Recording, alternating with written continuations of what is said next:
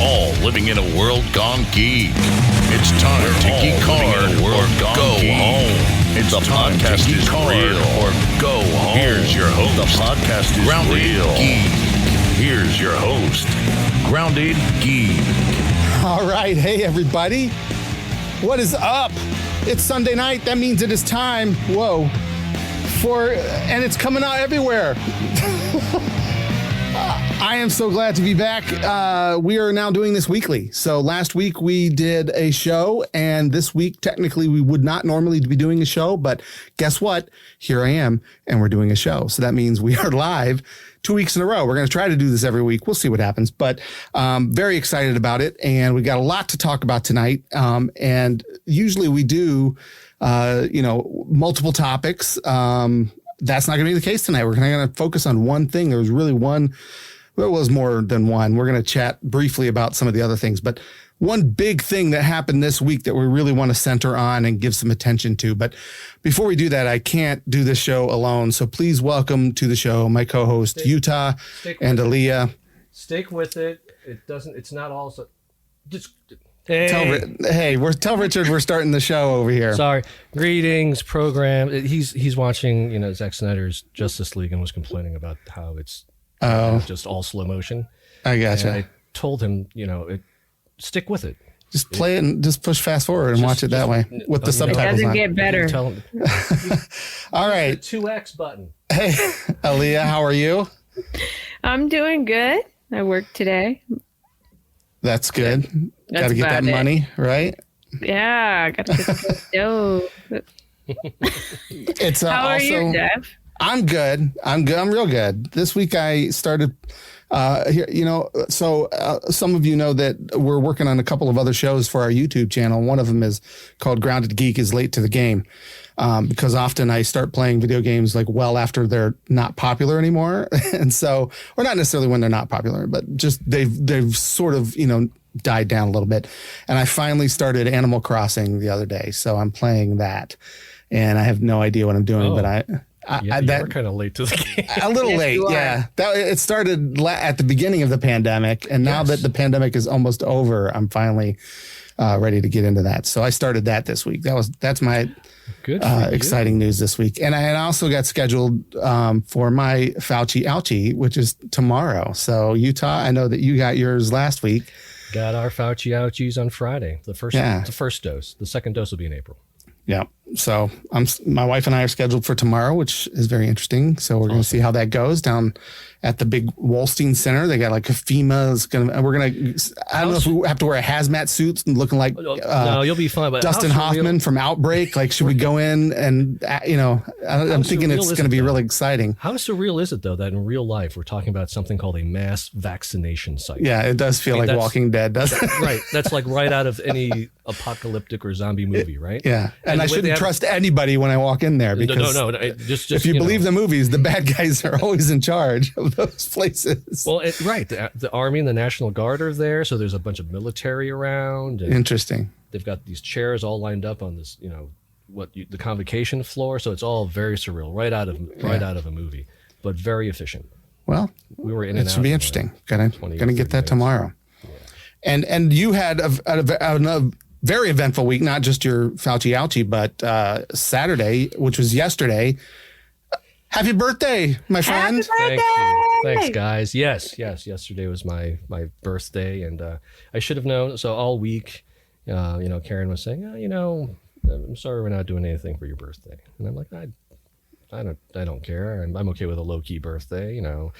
It's my 50th, but still, I mean, whatever. I don't care. Yeah. I should have known something was up. She never asks that question multiple times.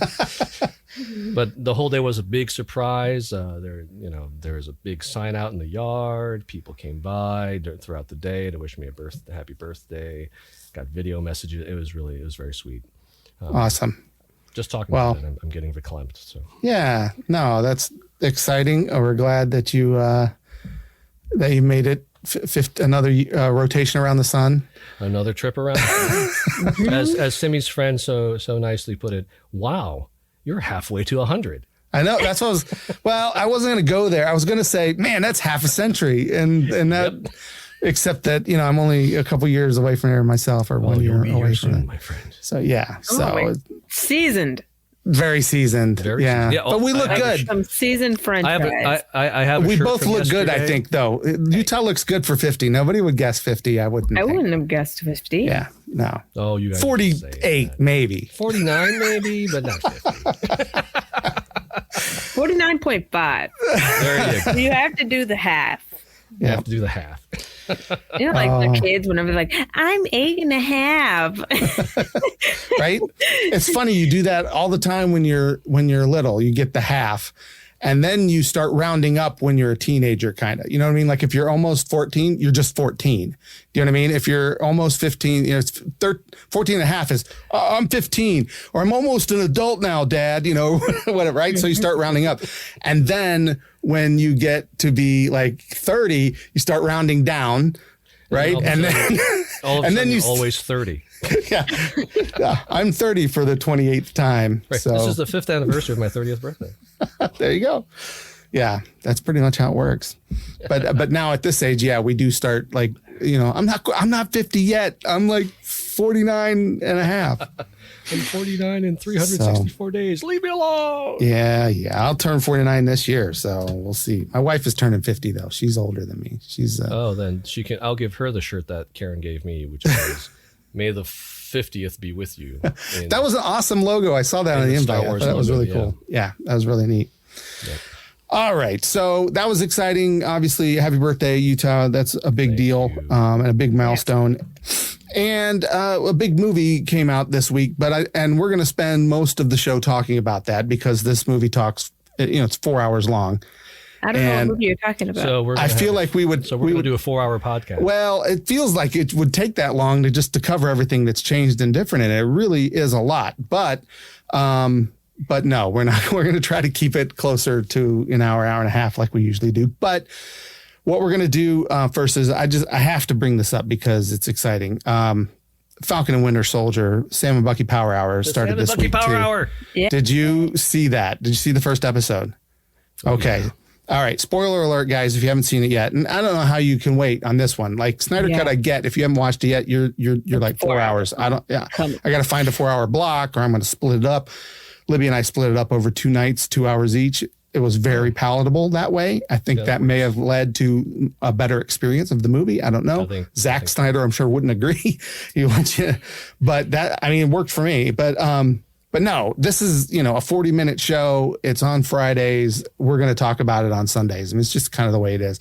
So if you haven't watched it yet, I don't plan to spoil anything. I just want to tell people how great it was, right? It's pretty great. It was awesome. It was, it's a nice change of pace from WandaVision, which was very out there and very different from everything else that we've seen in the Marvel Cinematic Universe. This kind of goes back to what we're used. I think what most people are used to seeing in Marvel movies. A little bit of action, some espionage, a lot of action. Oh yeah, that's really some crazy action. Really great stuff. Action. Yeah, and a bit more grounded than what WandaVision was, but it was really well done. I was really happy to see. And again, just like in WandaVision, where I really, really enjoyed and appreciate the deep dive into the backstory of Wanda and Vision that you couldn't get in the movies because they weren't the tier A characters, so to speak. You get the same thing here with Sam and Bucky, where it's very obvious we're going to be diving into the characters and the backstory of both Sam and Bucky. And I think there's a great opportunity in both of their backstories to deal with some serious issues, like with Bucky and his mental issues, because holy cow, what has he gone through between being brainwashed and then being cleared and then having to deal with his past, the guilt of that, of what he did as a Winter Soldier. I love the fact that he was in therapy. I like that they're doing that front and center. I think that's cool. And then Sam, I didn't realize he was from Louisiana. I don't think he is in the comics, but to see his family backstory, how him being gone for 5 years affected his family and himself. Yeah. Also, the whole thing about picking up the mantle of Captain America, having the shield handed to him, and yet not feeling ready for it. There's obviously issues he's dealing with. So, but yeah, holy cow! They open up with some great action. They dive a little bit into the character and end with a great cliffhanger. I'm in. What'd you think, Aaliyah? I mean, you did pretty much hit the nail right on the head. I mean, one of my favorite things about shows is character development, and I think that they really allow you to resonate with the characters. And it's like you said, Utah, going back to Sam being from NOLA. I mean, you think about the hardships that his family has probably went through. Obviously, losing his parents, and his sister kind of having to take over their family business, not sure if they're going to be able to survive. How many people are able to resonate with that? And I think that definitely draws in more people, just that factor alone. And then Bucky, we know that obviously Bucky has been through a lot, right? Just from watching other movies, but being able to really see it on that, like that backside, even just from him waking up from that nightmare, and him and that older gentleman, I can't remember his name, their relationship. Sorry, what is it? Yakamura, I think. Yeah, Yakamura. Their relationship, and he's trying to make amends, right, for what he did. And you could tell that he wanted to, say something towards the end of the show, but he was just so gutted. I know. I was like, oh my God, is he going to tell him? What's the guy going to say? Like, oh, that was just that moment. And as soon as, he came and had lunch with that old Japanese gentleman, the first thing my thought was, oh my gosh, like, is he connected to what we saw at the beginning? Because why would they show that relationship if there wasn't something significant to it? And to put that into the whole him trying to make amends, just really it makes it tough. But there's also that comedic aspect of it, right? Whenever he starts that car with the corporate lady, and she's the three rolls, there is that comedic aspect. I do like that they still keep a light touch. Yeah. The way that Bucky has to say the rule number 3, and it's like, I'm not. Yeah, that was great. Once those two connect, I think a lot more of those kind of things, because that's what the movies were all about. They had that kind of where they butt heads a little bit, but they still respect and, care for each other. But one thing that I really liked as well was when he was on the date and she asked him, why do you wear gloves? And he looked down, or the camera pointed downwards towards his hands. And it's always interesting how, like, when you in your mind, you think it's a flaw, right? And obviously for him, this is something that he has to carry around, and it's probably a trigger or, some sort of it's a remembrance, right? When you look down and you realize that you have a metal arm. But not being able to tell anyone, not being able to talk to anyone about it outside of your therapist, about what you're going through, because who's really going to understand or have empathy for what you did, Right. That whole guilt factor that Yuta was talking about. And it's sad. Steve would have. And I think he's at the center of this whole conflict for both of them. I mean, Sam is was supposed to take up the mantle, and he doesn't feel up to it, doesn't feel right. And without spoiling anything, we find out at the end, Sam probably should have, because it's not something happens and we're like, what is this? So we're going to see as that continues. But yeah, I think it's a great show. I think, like WandaVision revealed, and I think you had said at one point, Utah, that Wanda is probably one of the most tragic characters in the MCU. Like, her backstory is so tragic. And I feel like we're getting that same feel from Bucky. Like, you don't realize, like, he was a murderer. Like, he was an assassin. Like, he went around and killed people, and you wouldn't hope that they deserved it, but he was working for the bad guys. So, sorry, go ahead. And so now he has to make amends and things like that. So I think this is going to be just fascinating to watch that unfold as these guys start to learn how to accept their past and move forward into the future together. Yeah. It's going to be an interesting show. Well, and you remember in the Civil War, Bucky had that line, and near the end where Tony asked him, do you even remember killing my parents? And Bucky says, and in such a pained way in his face and his voice, I remember every single one. Yep. And so, but the thing is that he can't do anything about it. Right. And that's the worst part. That's something I hope they dive into and kind of explore the fact that he has to deal with his guilt of being the body that committed these heinous crimes. Yeah. It's going to be. I'm hoping that they do a good balance of the action and the delving of the character, because both Sam and Bucky are very rich. Something that's very interesting to me was how the therapist kept saying, you should, it's almost like she was saying, you should be glad because you're pardoned, right? For the things that you've done. You should be happy because, all of the bad that you did. That way. It does not work that way, right? Yeah, like it was almost like, like trying to sugarcoat the pain that he has done as well as caused. I thought that was, kind of on paper, the pardon erases all of that, but it's still up here. Oh, sure. And he has to deal with it. Yeah. This is going to be a great show. I don't care what anybody says. So far, it's just phenomenal. We just made it sound like it's a huge drama show, but it was full of action, and it was full of, but it does delve into these important issues. And that's what I think just absolutely makes it great. So check it out. It's on Fridays on Disney Plus. It's our new Friday obsession.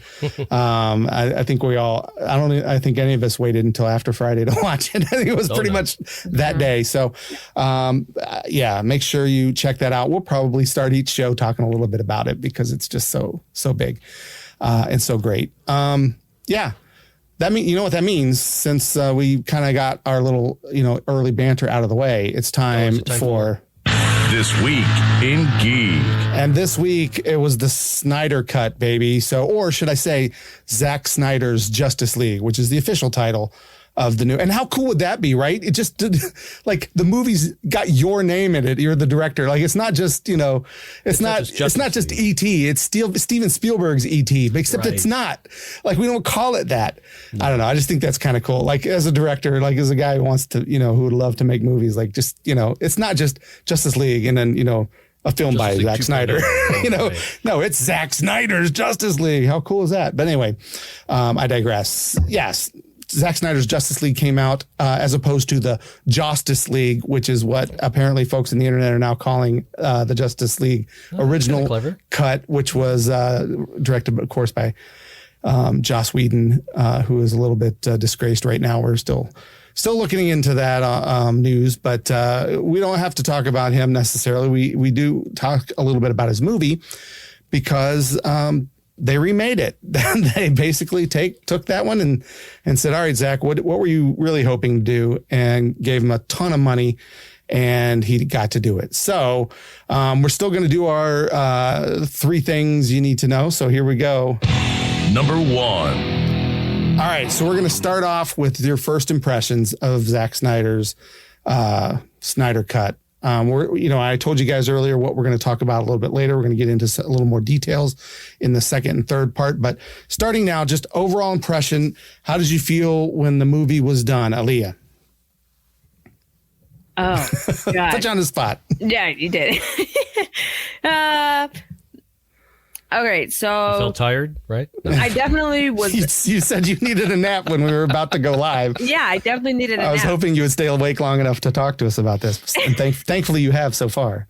Yeah, because last night I actually stayed up until 1:00 in the morning watching it. And for some of you, though, you're probably thinking 1:00, that's not that late. I'm typically in bed by like 10. So for me, that was very late. And also, I think that it was a good movie, and I'll go into that a little bit further later, but I do think that it was a good movie. Do I think that it was long? Absolutely. It was definitely very long. I had to break it up into like hour. I tried to do the 2 hours. My situation, obviously, like you guys know, is kind of a little bit difficult, but overall I thought it was a pretty decent movie. Yeah. So, yeah. Utah? I would agree with Aaliyah. It's an interesting animal, this Zack Snyder's Justice League, to me, because I feel like this wouldn't have been able to happen if it weren't for where we are in the world in terms of streaming services being as prominent as they are. I feel like if HBO Max didn't exist or wasn't around, there's no way something like this would have been released in the theater. I think 4 hours is already risky. Is the 3 hour end game was risky enough. Sure. But they did it and they succeeded. I don't think Warner Brothers would have said, "Oh yeah, let's go ahead and release a 4 hour, 2-minute movie because people are going to come and see it." But that being said, I did at the end find it more enjoyable than the Justice League. But the Justice League to me was already so obviously two different movies kind of spliced together. Like it was very obvious what Zack Snyder did and very obvious what Joss Whedon redid or put in. And so to me, it was already kind of a bad monster of a movie. And so the bar was set low, but but I actually enjoyed Justice League. I feel like there's no other way it could have been done other than the 4 hour length, because you start taking bits and pieces out. Some of the bits and pieces that were added were the good parts that made it better. And a better kind of smooth narrative arc all the way across. So it was definitely better than Justice League. Will I watch it again? Probably not. But I'm not in love with it. But I thought it was worth the time to watch it, and I thought it was a much more cohesive story. So yeah, I'm there too. That's where I am. I was definitely a skeptic going into this. Like, I mean, if you've listened to any of our past shows, anytime we mention the Snyder Cut, or if we go even further back when we were just talking about the hashtags before they even announced this, like I was so frustrated with that movement. And I'm not with them. I mean, they wanted to see it, and that's great. I love that. But at the same time, I'm just like, guys, like the cut, whatever cut there is of this movie, it can't be great, right? Because of the whole, when Joss took over, like he wasn't even close to finishing it. So whatever cut there is, it's not finished. So who cares if we really see that? That was kind of my attitude. Not that I didn't, so when they announced that they're going to give him another shot, I was like, oh, well, it's a little different. My attitude changed a little bit. Now I'm like, okay, well, wait a minute. He's getting $70 million more to finish this movie, do some reshoots, kind of do the vision that he wanted. And I was glad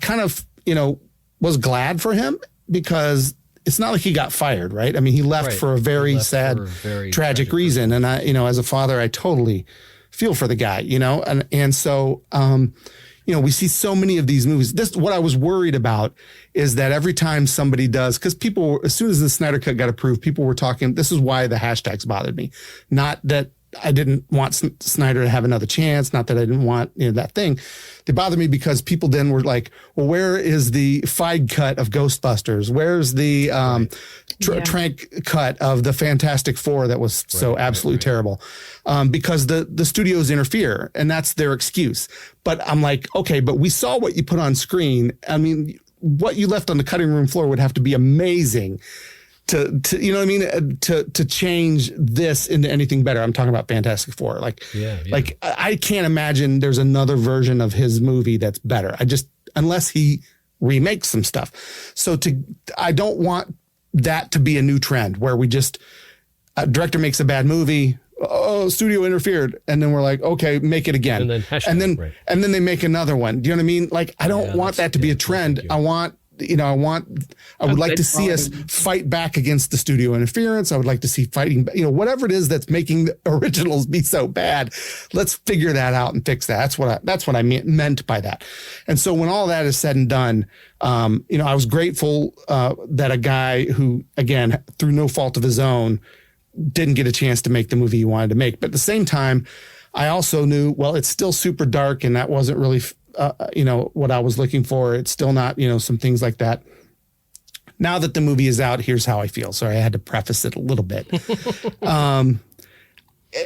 I actually, compared to the Justice League, this is vast, far and away improvement. Like, it is not even in the same realm of the same movie that Joss Whedon put out. Now, there's a lot of the same scenes in it, but they cut some of the stuff Joss put in that they cut out and that they reshot and did differently is just light years better than the original. Now, I still don't think this is Endgame. I still don't think this is Infinity War. I don't think this is like the greatest film that DC can put out. But I did think it was a great film. I actually thought it was really good. I'm with Aaliyah is definitely too long. And as a guy who edits for a living, I mean, not feature films, but I'd love to. Although although if you look on IMDb or watch the credits of Avengers or Falcon and Winter Soldier, you're going to see my name, Jeffrey Ford. It's not me. It's an actual guy who has the same name as me, who is also an editor, but he does feature films and I do business videos for a software company. But whatever. But my point is, when I was doing a roundtable with some friends from the Game Fix show, which thanks to those guys, Game Fix show is a great show. They actually do their show live tomorrow, Monday, I think, on Facebook. Check them out if you're into video games. It's a great show. Spanish and James and Verlaine and different folks over there talking about stuff. But I did a roundtable with them. They invited me to talk about Snyder Cut.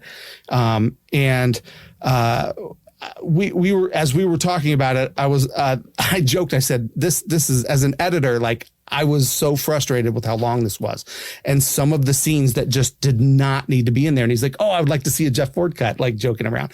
And I said, you know what? The Jeff Ford cut. Right? Release the Jeff Ford cut or release the Grounded Geek cut. I'd rather have that. But because then they'll think that they want the Avengers editor to do it. And then they'll give it to him and I'll be like, no, it was my idea. Yeah. Anyway. And so we just started naming scenes that were so like long and out of place and didn't add anything to the context. And I was like, you know what we just did? We literally just eliminated 15 minutes from this movie. We're bringing it closer to Endgame already. And then I'm like, and there's so much more that we could pull out. And so, yeah, this could easily have been a 3-hour movie. Just toned down so some bloated. Of the slow motion. Yeah, the slow motion itself, like in some instances, I get it when Flash is doing stuff, it makes sense. In other instances, I get it because it's again, it's in that 4:3 because it's supposed to be on an IMAX screen. Right. Can you imagine some of that frenetic action on an IMAX if it wasn't in slow motion? So I get it. I kind of get it, but there's so much of it. There is a lot, right? And there's even like slow mower. Like he slowed down even slow motion. Yeah, even like, slower slow mo. Yeah, I didn't even know that. I didn't know that was possible, but there it is. But yeah, no, I think it definitely. So if my biggest complaint isn't about the story, because the story was actually really good this time. The story was much better. Mm-hmm. Oh my gosh. Like I was like, what? I'm actually invested in some of these characters for a change. Like, and I was not in the other movie. Like I could care less what happened to these people. So that was good, but man, it's so bloated and overdone. Like it's just too much. But that's Snyder, right? Like that's his style. That's his thing. MO. And so I'm not trying to take away from his creativity. Like that's his creative thing. That's him. It's not me. It's not my preference. So, whatever. But I think if you cut it down to 3 hours, you would have a better movie, and certainly better than Justice League. So all that said, way better. I mean, he definitely improved what Joss did. And in the coming sections here, we're going to talk about exactly what he did to make it better. Number 2. So I think we all kind of agreed that some of the best parts of this new take on this movie was the more fleshed out backstories that we got from some of the side characters. So we got Batman versus Superman. We got Man of Steel. They didn't feel the need to give us Batman's origin story because how many times have we seen Batman's origin story? I'm on board with that. We don't need to see his parents get killed every few years when they decide to reboot this stuff. Parents every time. I feel like if we see the Batman, I hope they don't show that again. Now, if he has a brief flashback, whatever, but not like this whole, like, we don't need to see that. No. It's just, we get it. It's kind of like seeing Uncle Ben die over and over and over again. Exactly. Which they haven't done, thankfully. Skip that. Yes. That was smart. So it's like, almost everybody knows that how they became those characters now. So I'm fine that we didn't get a Batman origin story. I liked Man of Steel, even though maybe some people didn't. But at the end of the day, we have backstories from these two pretty fleshed out. Aquaman got his own movie, but it came out after Justice League, I believe. And then Wonder Woman got her own movie, and it was awesome. So so we're left with who? Flash and Cyborg, and maybe Aquaman needing a little bit more, something, because we haven't seen his movie yet, technically. So all three of those guys get a little more meat onto their stories in this one, I believe. So let's start with the Flash, played by Ezra Miller. Barry Allen is his real name. I don't know if anyone ever calls him the Flash in the movie. I don't think they do, but they do. Maybe that'll happen when the Flash movie comes out. But well, I think the Flash movie is called the Barry Allen movie. Yeah, maybe, or Ezra Miller's The Flash. I don't know. Right. He's not directing it, but No. the Barry Allen Power Hour. That's right. Or Utah, what did you think of Flash's backstory? I liked it a lot, because if you think back to the Justice League, all we really got was, security cam footage of him stopping a robbery at a convenience store, right? And then Batman stops at his place and goes, "Oh, you're fast," and that's all we get. Mm-hmm. And then he becomes the comic relief throughout the rest of the film. So we basically got nothing other than what we already know about the Flash, which is he's fast. So I liked the fact that they fleshed out a little bit, showed a little bit more of him and his father, who was incarcerated. I liked the fleshing of that story. And I feel like we got a lot more father-son relationship stuff in Zack Snyder's movie than we had in Justice League, which I think was nothing. There was a little bit. There was just one scene though. There was like tiny thing, but I mean, but like between Barry Allen having more stuff with his father, Cyborg and his father, that whole thing was just so much more fleshed out. And part of the reason why I was more invested in Cyborg's story. And then Aquaman, of course, has daddy issues too. What is it with these guys? Right. Well, he's more upset with his mom, I think, right? Because she didn't tell him what was up. He is much more upset about his mom and just doesn't want to take the throne from right. That's true. That makes sense. I liked what they did with Flash, though. I mean, showing that I feel like they showed that he had more command of his powers and knew more about his powers than Justice League showed. We actually got to see him in action. Mm-hmm. We got to see him meet Iris, which I thought was great. As a comic geek, I think that was something that was great. So there wasn't that much more. The Iris West is the girl that. We don't really know that that's her, but it's people. I mean, it's assumed that that's who that was, and I think he may have confirmed it, but not in the film. We don't know that. Right. I didn't even think to look at the credits to see if what she was. I mean, they don't call her by name in the movie, but everyone's like, "Oh, this is how he meets Iris." Yeah, right. Yeah, that's how. So, I think the Flash got the least in terms of extra backstory, but it was just enough to make him more of a three-dimensional character than just the guy who goes fast. So, yeah. What did you think of Cyborgs, Aaliyah? I'm going to say something about Flash. I know you want me to please do. About... No, it's all good. I wanted to get both of them out there, and then we would just kind of round table it. But yeah, go ahead. Tell us more what you think about Flash. So I do agree with you, Utah. I definitely think that it is good that he got a little bit more screen time, I guess, in terms of his background. But one thing that I wish that they would have delved deeper into is, for me, since I'm a noob, I don't know why his father is in prison. Mm-hmm. I know that he was wrongly convicted, but what actually happened to get him in there? And why, since this is something that Barry Allen is obviously so passionate about, to the point where he is literally studying criminal justice. He's trying, as he said at the end, I'm trying to get he said, I got my foot in the door. I want to know what actually got him there. Mm-hmm. And for, obviously his mom isn't in his life. So how long has his dad even been in jail? Because he has his own place. He was working three jobs, nothing steady. obviously, because he's the Flash. He's got all that computer tech equipment. How did he afford all that? If he is trying to get a job and his dad's in prison, how did he get the materials for his suit? Bruce Wayne went through all the cool space shuttle type, stuff. Like, we don't know why Flash is smart. Like, we don't know any of that stuff yet. But that's going to come out in the movie. I feel like they're teasing that. Yeah. Yeah. Right. But I get that. But I'm just saying, like, they did delve deeper into Wonder Woman, even though she had her own movie. I don't think at that time, but they went deeper into Cyborg, which personally I would love to see a Cyborg movie, but that's just me. And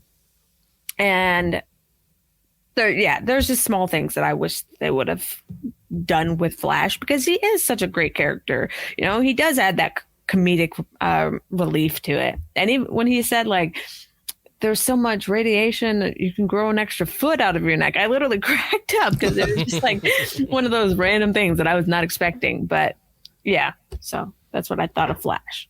I don't know if you want me to still talk about it. I'll throw something in about Flash too then, and then we'll go into Cyborg. We'll just do it that way. My big thing about Flash, I thought that the saving her and putting the hot dog in his pocket, like, that was really funny. Yeah. Like, there's some really cool stuff in there. But even that was too slow. Oh my gosh! I'm like, dude, just do it. Like, yes. but anyway, that's fine. It was still fine. I'm just being, me. I'm just being goofy about it. But I love that bit about it. But the thing about him being the comic relief is, my personal opinion was that they took it. It didn't work every time.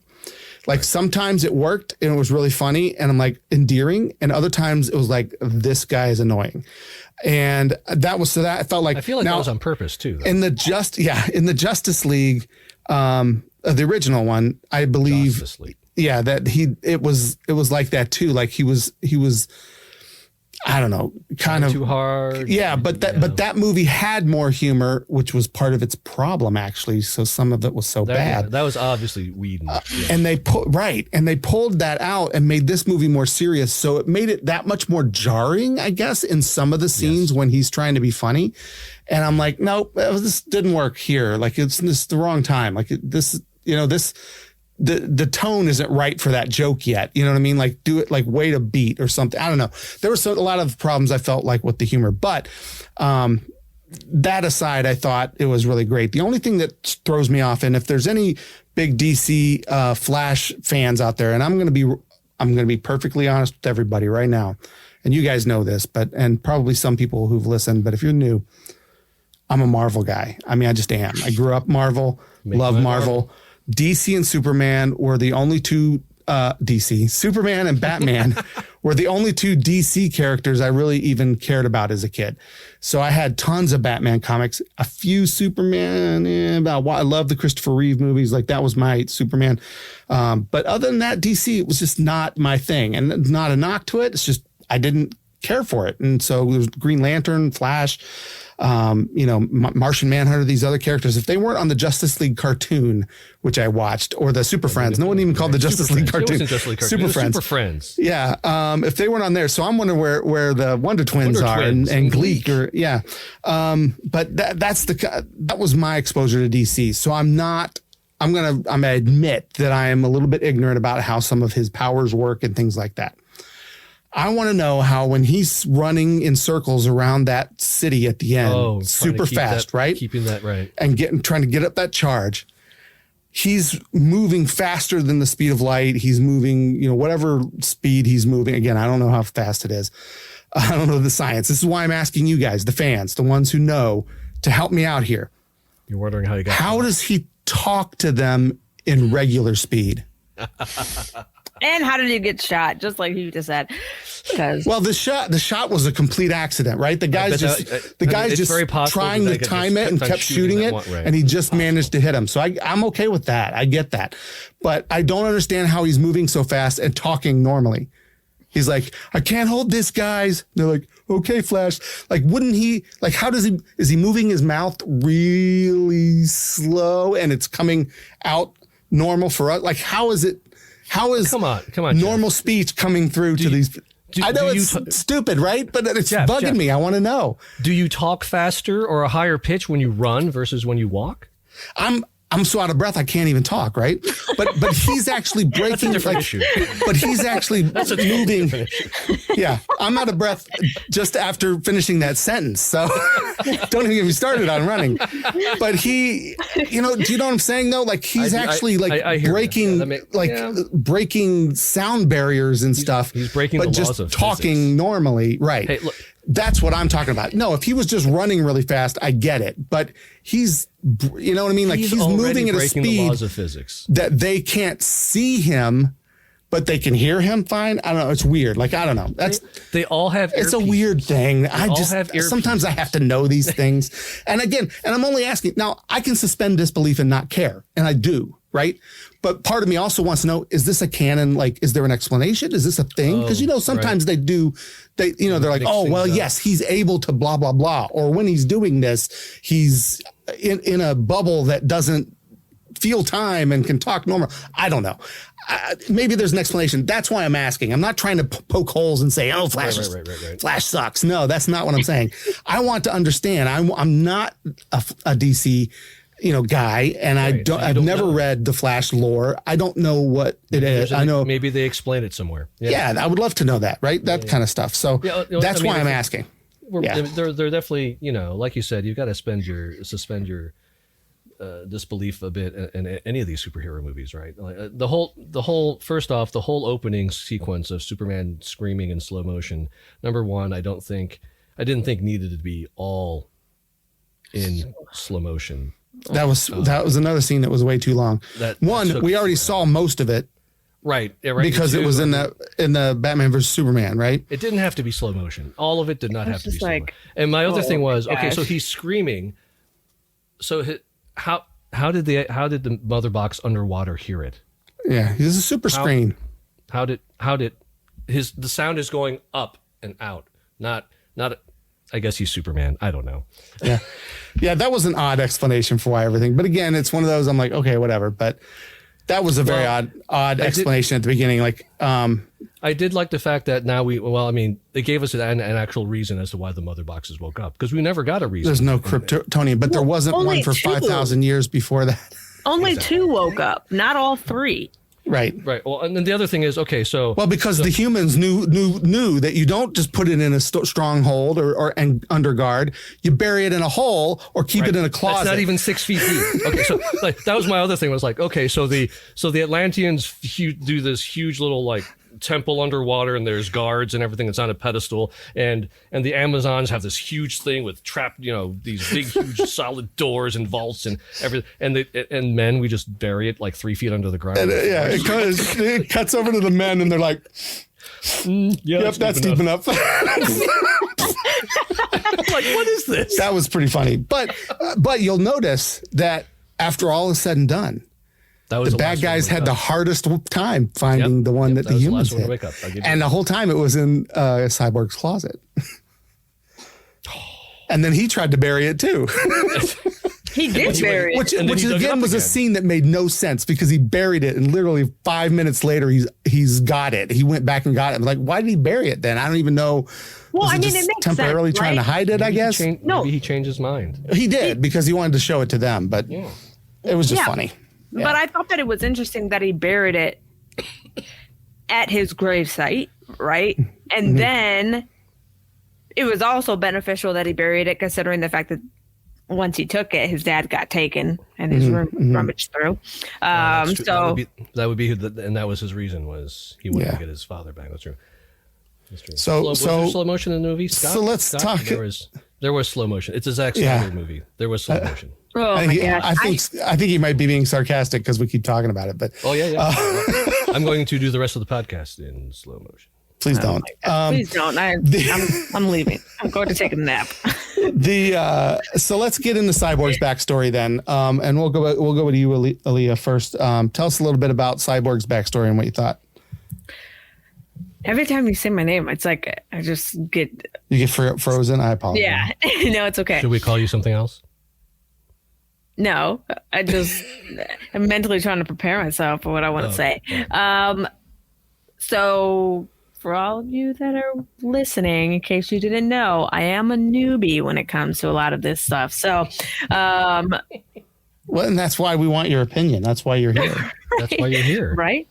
I appreciate You're not that. blinded by nostalgia. Mm-hmm. True. Honestly, I loved Cyborg's background, and I'm not sure how old he is, but obviously he's like high school, college age, right? Probably just graduated high school, getting ready to go on to college. You know, could have played professional football or at least college football, something along those lines. I think college football. Yeah, and same thing with he played for Gotham City University, right? Or Gotham City College. So, and same thing with Flash. So they are both very young adults. Yeah. Mm-hmm. Obviously, there is a intelligence difference between Cyborg and Flash, but with Cyborg, one of the things that I definitely resonated with was his relationship with his parents. Mm-hmm. And the way that I originally interpreted it was he was in high school, and most, high schoolers, even if he's in college, right? But I think that he was in high school because he was talking about like changing someone's grades and things like that. It's not always the best, right? You don't always have the best relationship with your parents. And even with him specifically, obviously his parents are geniuses. And he wants that relationship with his dad. And then, ultimately probably has to go through that trauma of either blaming himself for his mom's death or blaming his dad, which we see that he blames his dad. I just really appreciated the fact that they did go deeper into Cyborg, because I didn't really know that much about him. Even when I would watch Teen Titans or Teen Titans Go, whatever.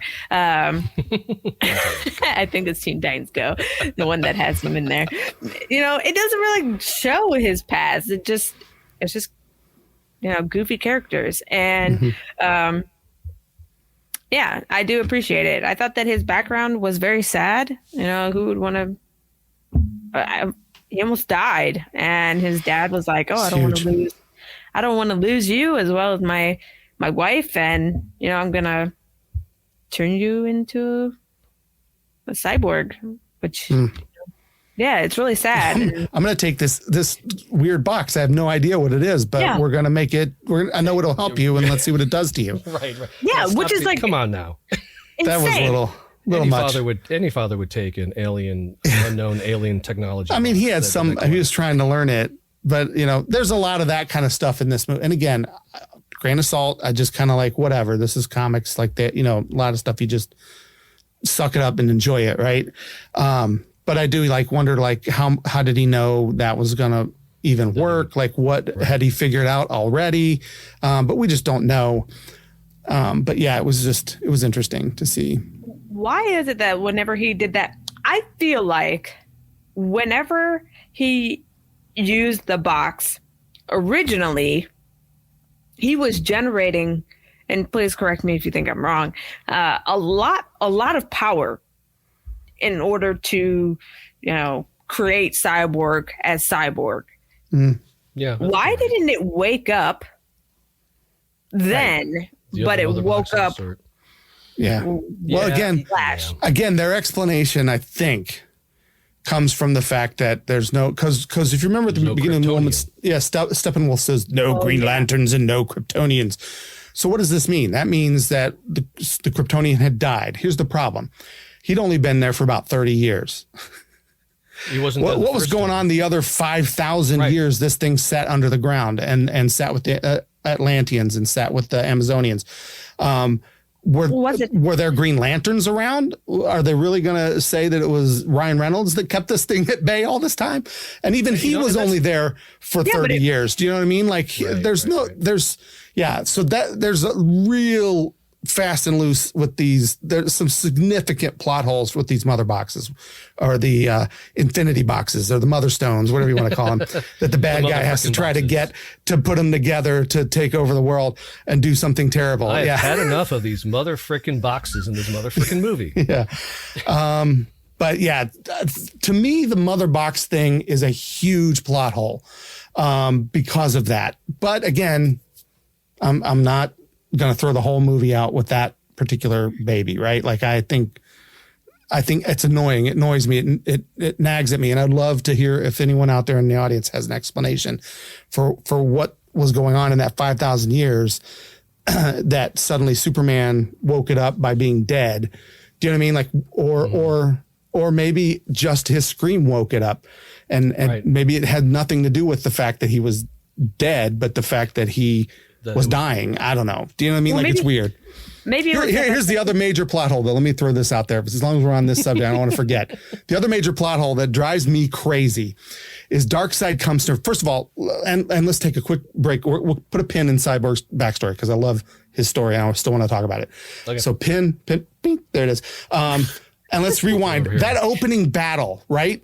That whole Lord of the Rings epic battle with Zeus and cool. And the Amazonians, Atlanteans, and Ares, and Darkseid like from the movie, Wonder Woman movie. And then Thor comes at him with the axe and didn't go for the head and got him in the shoulder instead. And then, it was whoever that was, got Thanos in the neck and they started dragging him. It was Darkseid. Anyway, I'm sorry. I'm just picking on them for having almost the exact same battle that Endgame had. But anyway, all that aside, that's not the plot hole. Get ready. They drag Darkseid to the ship, and they fly away defeated. And it's like, oh my gosh, we were defeated, right? Right. And the mother boxes are still there. Yep. Steppenwolf comes back. It's 5,000 years later or whatever, and he's like, Darkseid, I found the planet. I'm like, what?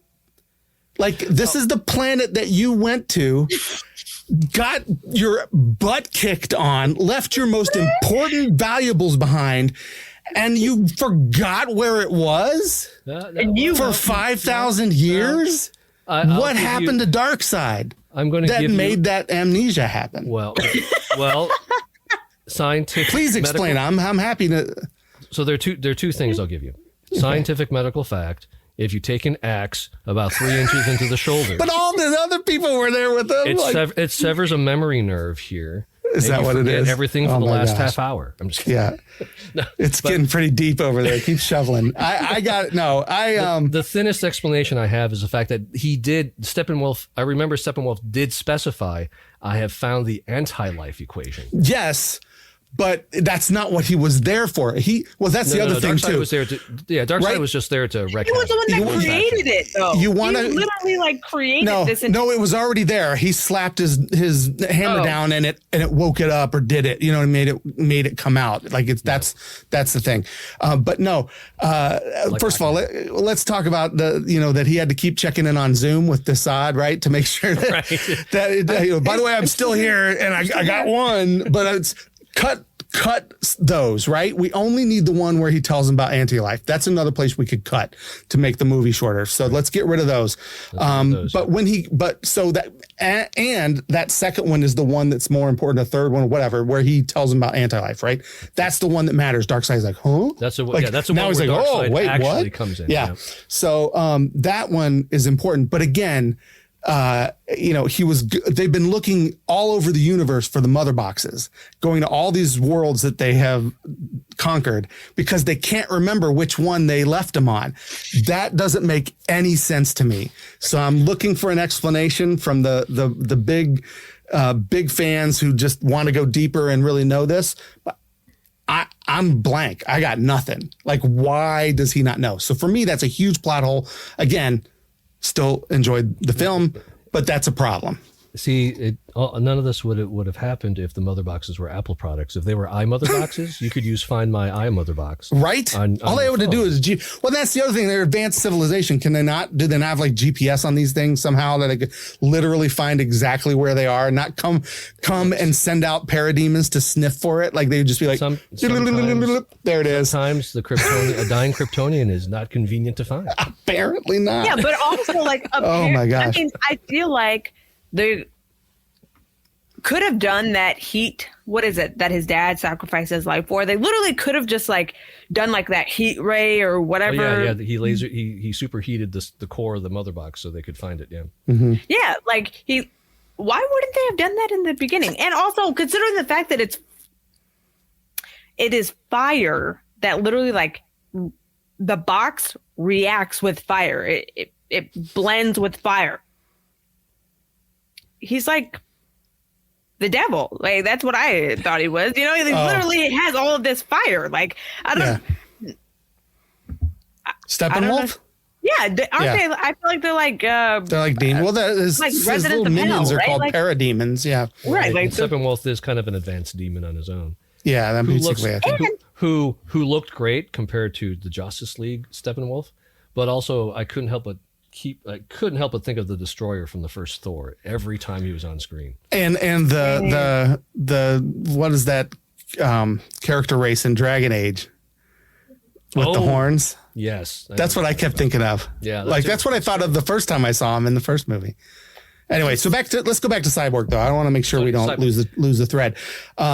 So I don't remember who was talking, but Cyborg's backstory is fleshed out. I'll just give my opinion real quick because it's real short. It was amazing. Like this really, like, again, I don't know what went on between Joss Whedon and Ray Fisher, right? Like there was clearly some bad blood going on there, whatever. Yeah. And I don't know if whatever that bad blood was came in the fact that he basically cut in the editing. Everything that had anything to do with Cyborg out of that movie because Cyborg, other than the fact that he looks like a Michael Bay Transformer, and I can't get past that. I hate that. I don't like his design. I don't like how sharp and pointy he is. Like that's too weird. That's too much. Faceted. Like they want too much techie and just smooth him out. I don't know, whatever. Anyway, besides the fact, Teen Titans Go Cyborg. Besides his look, I absolutely adored this story. Like, and I don't feel like we need another movie to tell us that because we've gotten there. But I'd love to see like his, a cyborg adventure, right, of some sort. Yeah. But yeah, I thought he had the coolest backstory, the most well fleshed out, the way they told the story from the football game, his dad's missing, in the car with the mom. And from the camera angle, you're like, oh, they're gonna get hit. It's like every movie when they get that angle in a car, there's gonna be another car coming the other direction. Yep. But yeah, and I was like, oh my gosh, it was just so. And then so in the first one, all we saw was the dad using the mother box to make him into a robot. Yep. That was it. And then it's meant so much more. And when he's talking to him on that tape recorder and he says, I said it was going to be short and here I go. But we know you well enough. I'm just remembering now when he goes and he plays that tape recorder and he's telling him the science behind what happened. And then he says, and now I'm going to talk to you as a dad. Crush. Oh, like as a dad, like my heart broke. Hearing you. Siri, shut up. We're not talking to you. I don't know how that keeps happening. Siri thinks that we're talking to her. I don't know. Siri, what did you think of Cyborg's part, Siri? No. Cyborg is not liking what you're saying. No. I know. Cyborg's like taking over my phone and making Siri. No, that crushed me, that moment. And I was just like, oh my gosh, he's never going to know what he said.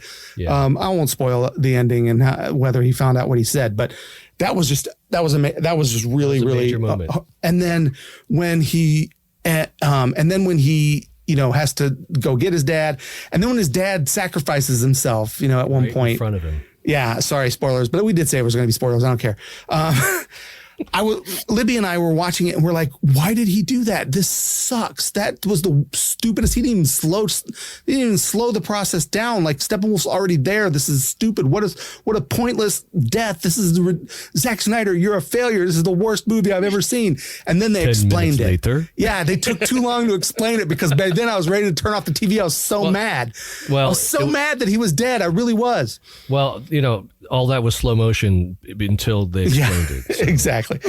But then they explained it and all was well and it was cool and it was sacrificial and I was okay with it. But yeah, Cyborg's backstory was the best part. And there's and Flash's, when you combine the two of them together, again, we were talking about the dad issues that they both had. Yeah. Aaliyah used the right word earlier about resonating, and how that resonated from like the Winter Soldier story and stuff. Like this part really, both of their stories really resonated with me when it came to the dad relationships and how they had to like overcome that.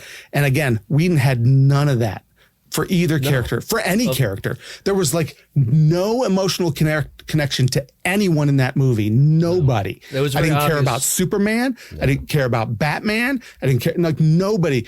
I was emotionally connected to both of them because I knew why they were fighting, and that made it all the better. So No, I'll let you I guys totally finish agree. up on Cyborg, and then we'll go and move on to number 3. No, I totally agree. Cyborg was obviously the character that got the shortest stick in the Justice League. Big time. And I can't help but think that the contentious relationship between Ray Fisher and Joss Whedon might have had something to do with it.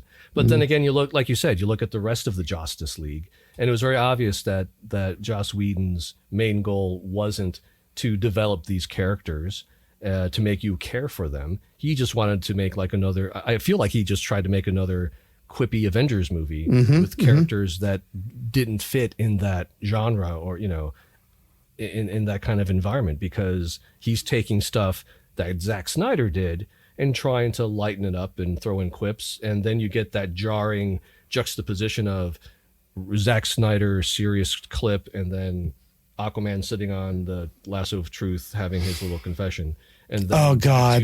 then back to Zack Snyder's dark, And basically like harassing Wonder Woman, like, it just, yeah, I mean, it like I said, it was like two different movies kind of just spliced together.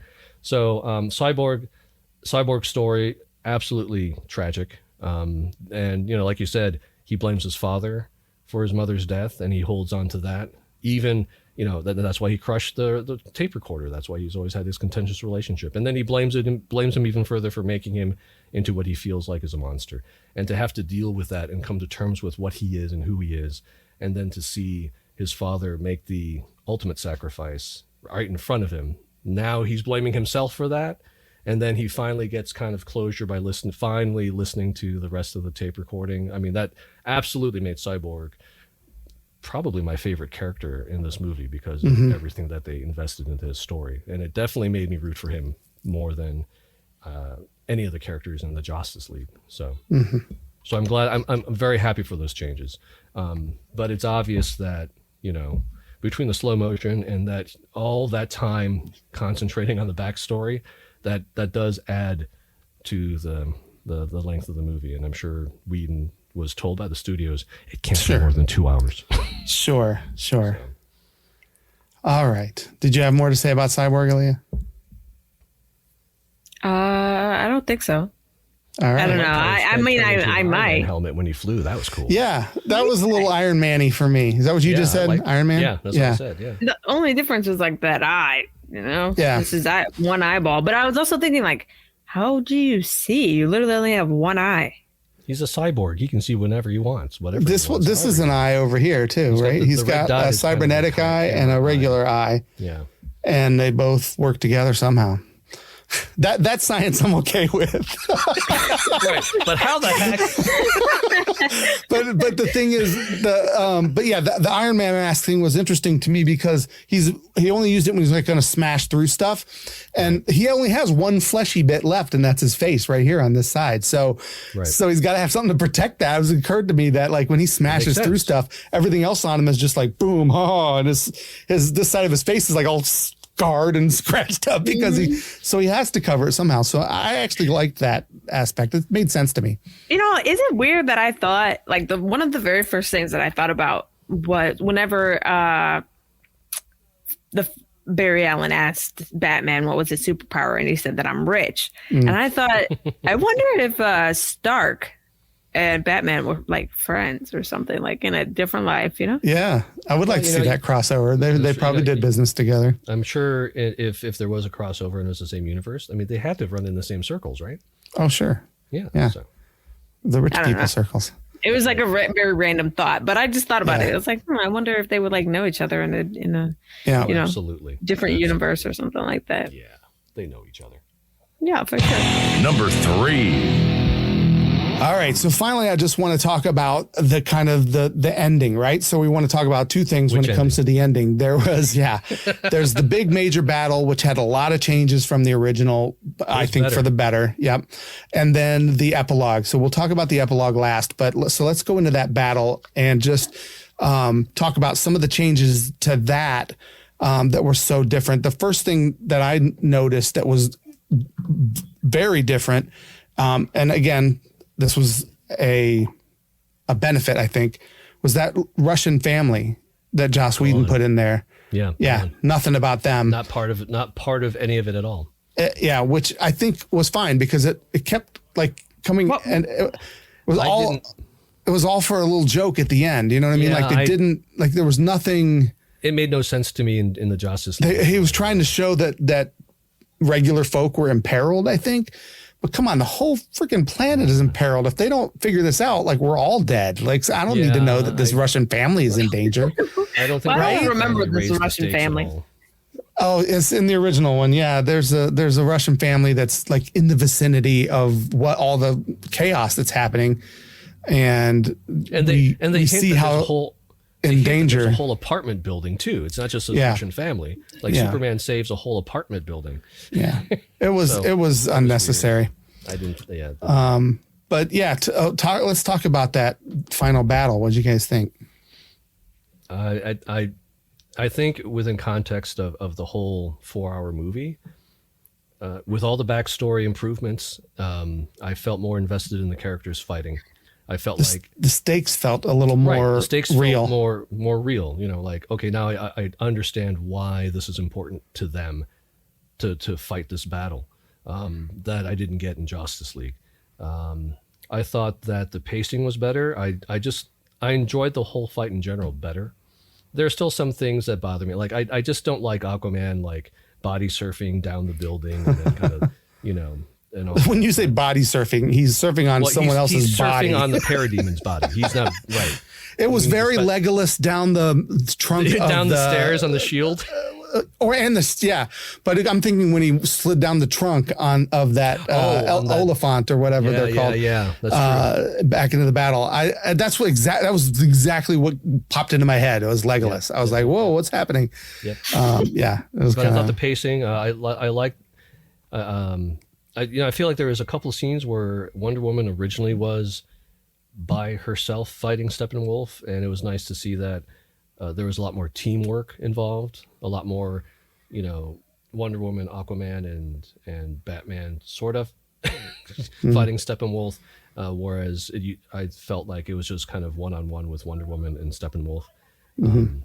I liked that. I loved Superman's entrance in this one better. Oh my gosh, so much better. I mean, much better line, like everything about it. He said, "I'm not really impressed." Yeah, he's like, not impressed. Not impressed. Like, that was cool. And he didn't have like the funky upper lip, too, which is a whole other issue with Justice League, is that we don't have the mushy, awful CGI removal of the mustache. Yeah, that was pretty. Zack didn't need it. So overall, I thought the end battle was much better, and I love the ending of it. I thought it was much more emphatic. Kind of a middle finger to Darkseid, going, come on, come at us. I thought it was much better. To me, when Steppenwolf's head rolls through the portal at the Darkseid's feet, and they show Darkseid's face, at that moment I was like, that's why I forgot about this place. Right, exactly. It's these people like this. That's who lives here. That's right. That's, wipe this from the GPS, Desaad. We're not coming back here. No, that's what it felt. No, I'm joking, obviously. But yeah, that was a huge moment. It was so cool. Obviously gorier than anything that occurred in the original. Yep. That's another thing. Do you really think it needed to be R? I felt like everything that happened was to those parademons. I'll be honest. It was black. It wasn't really like blood. It was like, so I felt like you could have gotten away with a PG-13, but there were a lot of F-bombs and some other language. Like you have to read. I feel like honestly, it could have been like mature audience or something, just. Right. Well, they needed a theatrical rating because I think they're going to put it back in theaters for sure. It's going to hit IMAX as soon as they're open. It will be in theaters. They're going to make money off this. And people will go see it. There'll be enough. I think you're right. I think there's plenty of an audience that will spend the money to go see it in IMAX to make it worthwhile. Yeah. Well, one of the things that I did like was that I liked the fact that they had Wonder Woman standing up against Steppenwolf. Oh my gosh.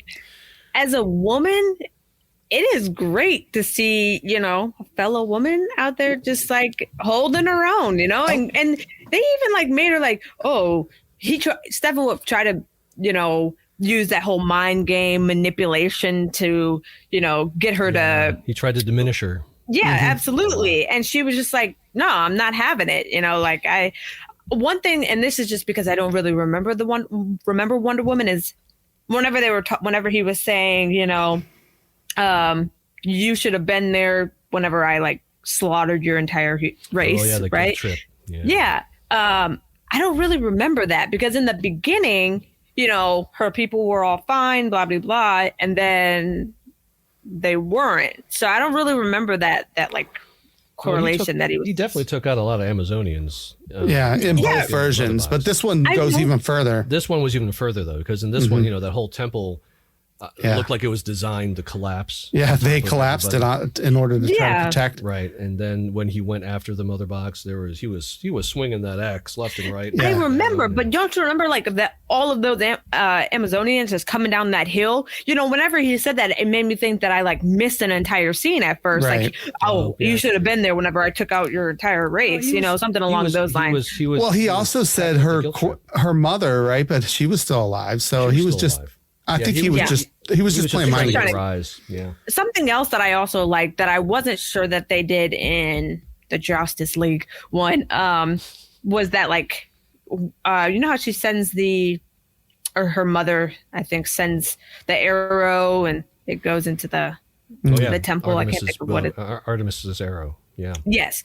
So I like whenever she puts that arrow into the imprint of the other arrow and it just goes and it takes her through this like very Indiana Jones type of thing, but also it's like in the whatever ancient language, her ancient language. I don't know, I liked that scene for me because I'm not really that familiar with the whole Wonder Woman background, but I do appreciate her. I liked that. But I do, like I said, I appreciate that she was able to hold her own up against. Oh my gosh!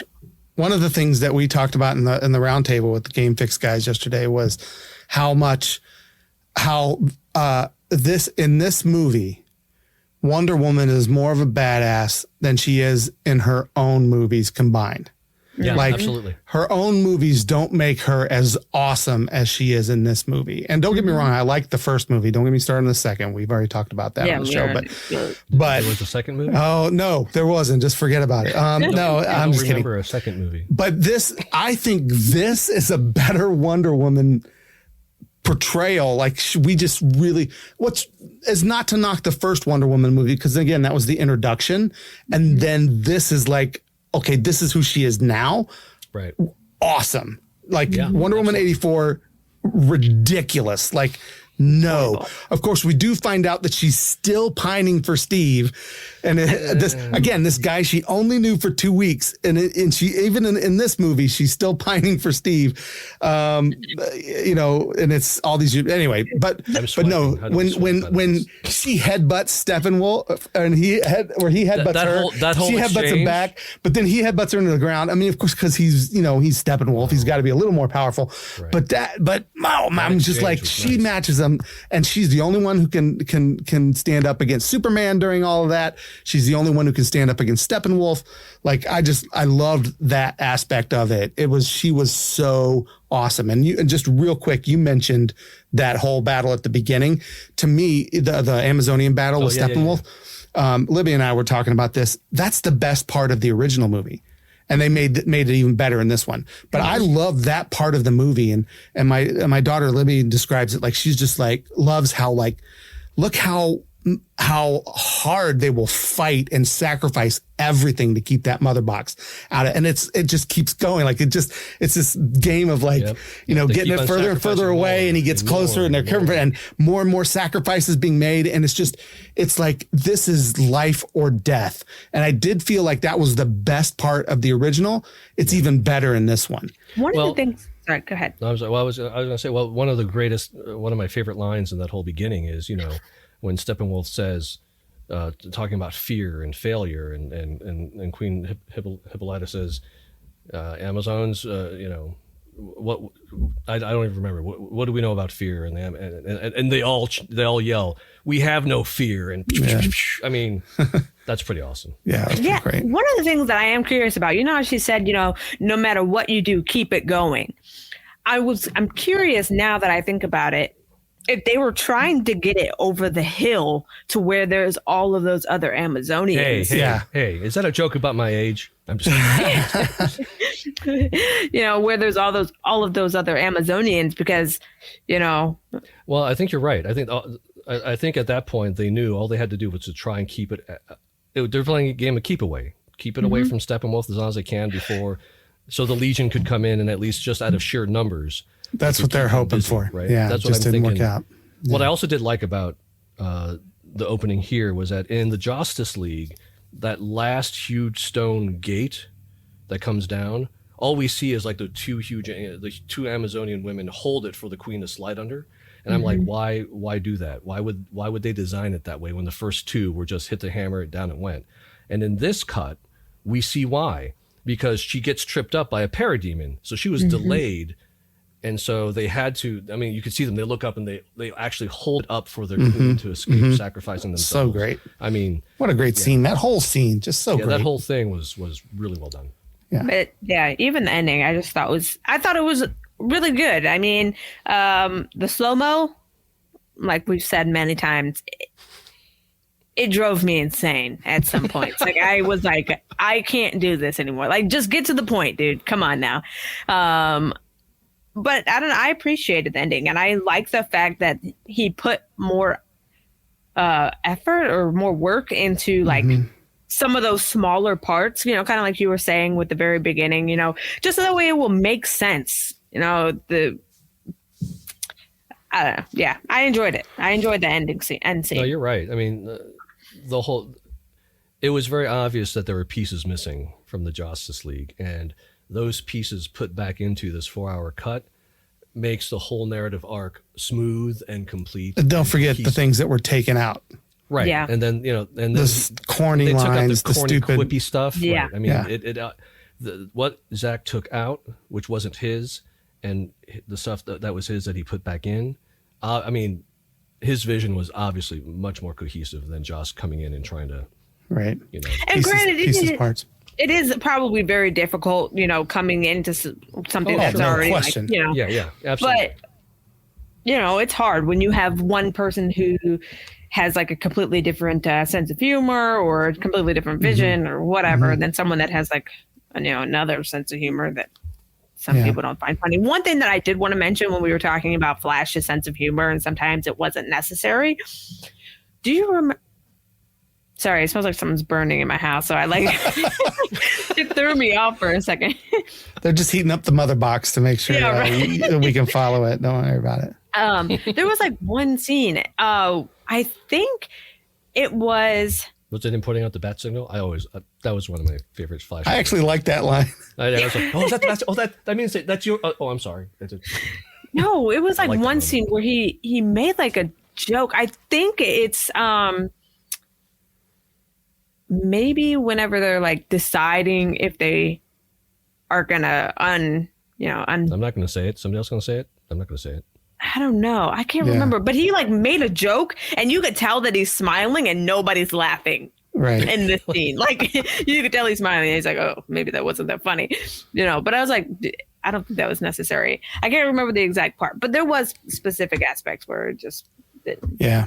Well, I'll tell you the one we need to move in the epilogue here shortly, but the funniest thing with Flash that I felt was the best funny thing was when he and Gordon were left standing alone. Gordon turns his back. What's hilarious about it is that Gordon turned his back. Flash didn't. He was standing there and he still didn't notice that they all disappeared. Yeah. And he's like, oh, yeah. I just thought that was kind of funny.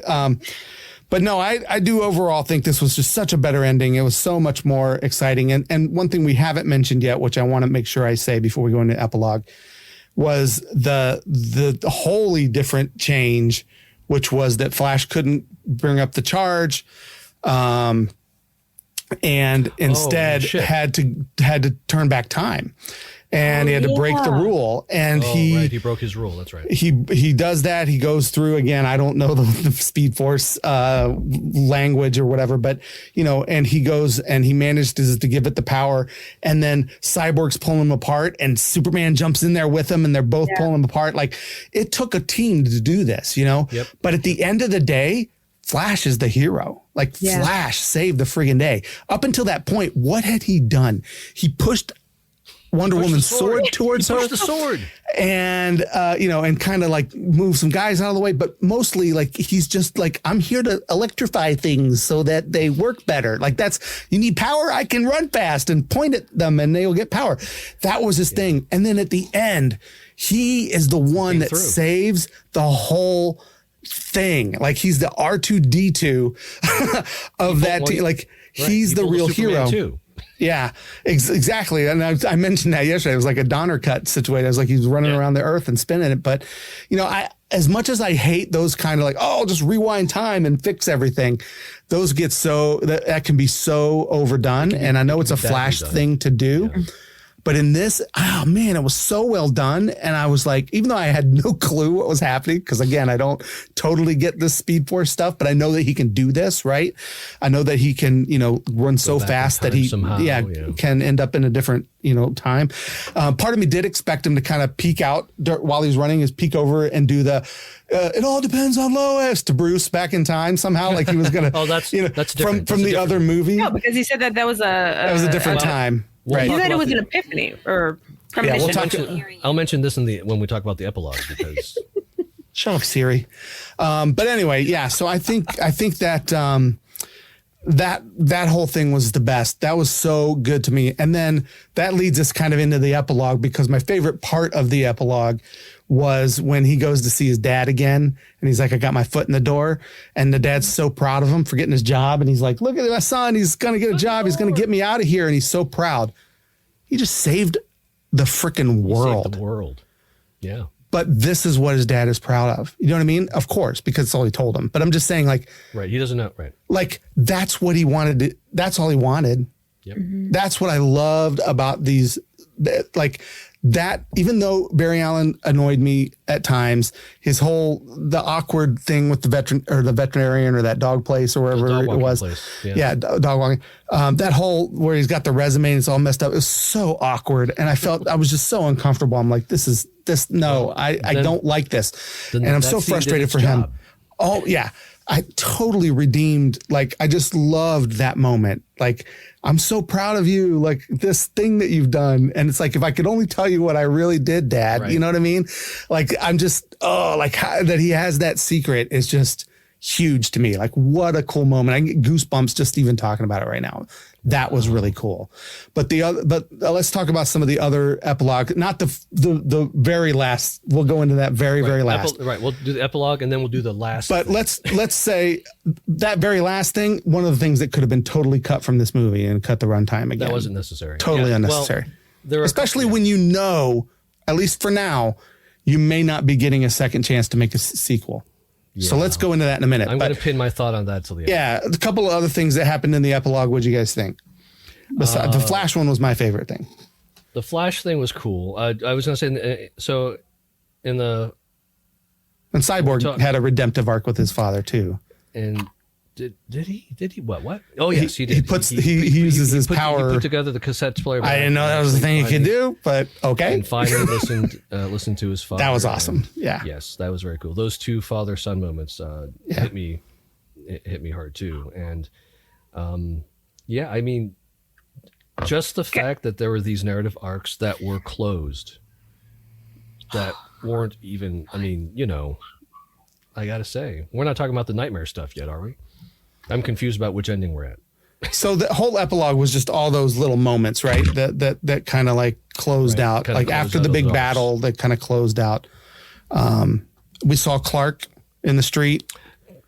Oh, that's right. And how do they explain Clark is alive was a question we came up with yesterday. That's going to be interesting. But anyway, that's true. That's for another movie. Right. They buried Clark. So Superman. He came back. Everybody. Yeah. They explained to everybody that Clark he just wasn't feeling well. We shouldn't have buried him. He was okay. He was fine. It happens. He was just mostly dead. Yeah, mostly dead. Look, but true love, Lois brought him back. In a universe where people can't recognize a person, right, because of the glasses. Glasses on or off. Yeah, but his friends went to the funeral, right? Like he's buried in a regular cemetery, exactly. So we're assuming that this is just a regular funeral. Yeah. So it's true. But also when he pulled his shirt off, he's still wearing the black suit. I thought that was stupid. I thought he should have done at that point he should have been back to the peace, hope, and love. Like this is we restored hope, and here I am. Like that's the symbol he should have had. Well, but and I feel like the black suit was kind of unnecessary, just because they didn't. I thought it worked very well with what they were doing there. I think in the final battles. But at this point, those of us that he should put his regular back on. Yeah, for those of us that know what the black suit is, the whole regenerative suit, it actually amps up the recharging from the sun for him.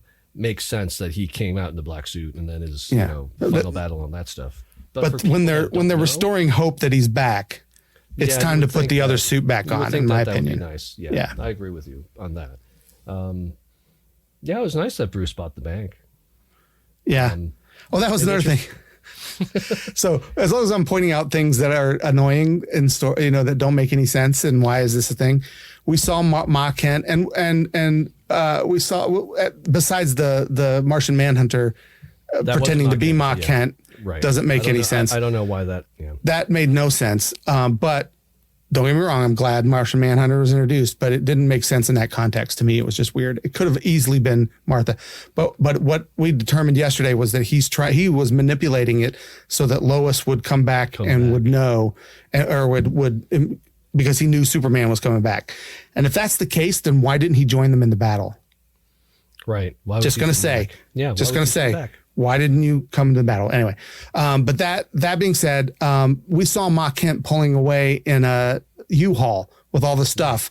She left that house. But when Lois and Clark go there, there's still stuff in the house, including a box full of Clark's shirts. Yeah. What is going on?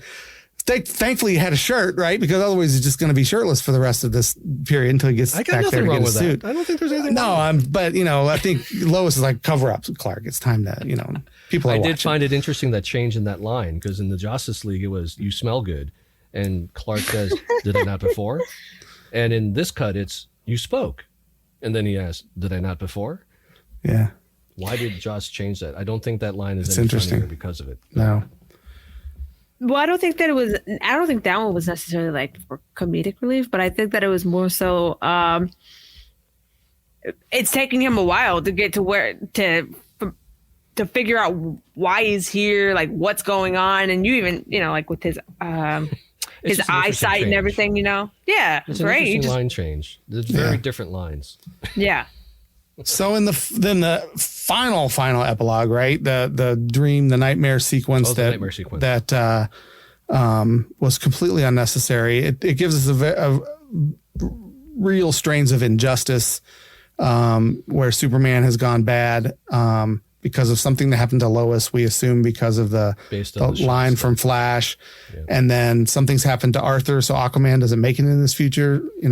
Sorry, Jason Momoa. It's a Wonder Woman. If they make this movie, you're not going to be in it. I guess you now know that. But yeah, and the whole scene with Joker, completely unnecessary. Don't get me wrong. I feel like it was a bone thrown to Jared Leto to finally let him kind of like be the Joker and not that weird club kid with the grill and the tattoos Joker that he was. Because don't get me wrong, with all the problems the Suicide Squad had, I don't think Jared Leto was the problem. I liked his Joker. I didn't like what he looked like. Like it didn't look like it was a different portrayal of Joker, but I thought his performance was fine. I liked the way he kind of did the role. So they wanted to give him a little bit of that in this. And this was a little more mix of Heath Ledger. Even in the look, kind of combined, right? Yeah, it combined, and so it was interesting, but totally unnecessary. I think that could have been another movie for another time.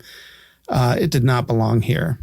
I feel like it was a waste of time. Yeah, I feel like a lot of the Nightmare, the actual final ending sequence with the Nightmare, and that little thing at the end was unnecessary. If anything, just because these are snippets and hints at stuff that probably won't be made. Right. I mean, it's very obvious that, this is obviously Zack Snyder's vision of what he wanted. He's always said he's trying to get people to drool over it and want it. Right, and, right. And hopefully kind of like convince DC to do it. Right. He's like, he wants another hashtag. Well, hashtag, restore the Snyderverse. The Snyderverse is already out there, right? So that's exactly what he was doing. And I mean, I appreciate that he wanted to complete his vision and share it with the world. But at the same time, if part of your vision is, the hints and the peaks at the second and third Justice League movies that you were wanting to make, which includes a whole bunch of stuff based on the storyboards that Jim Lee drew for him, including Lois's son, who is not necessarily Clark's son. Yeah, I heard about that. And all that stuff. I mean, there's a lot of interesting story there that he had planned out. I'm glad. I hope they don't ever go that direction. But, that's right. So I feel like all that was totally unnecessary. Was it neat to watch? Was it great to see that Joker and that Batman, actually spar verbally at the very least? Yes, that was very cool. And it could have happened, and it's because they never got to make the Batman movie with Batfleck, which I wanted to see. I really wanted to see that, and that's not going to happen. So this is the closest thing that we got. I found out today that because of scheduling, Jared Leto and Ben Affleck were not acting opposite each other. Oh, really? They had to film them. They filmed them separately, and then in editing, put the whole thing together. Yeah. Yeah, but for me, it was very confusing. Like it didn't make any sense. I was thinking, like, why is this happening? Like, and then obviously because we know, right? Because he already said, Batman or Affleck already said that he had a premonition, of Flash, I think, telling him about Lois. Right. And you noticed Flash in that nightmare sequence was wearing the same suit of armor that he was in Batman v Superman when he came from the future and said, Lois, she's the key.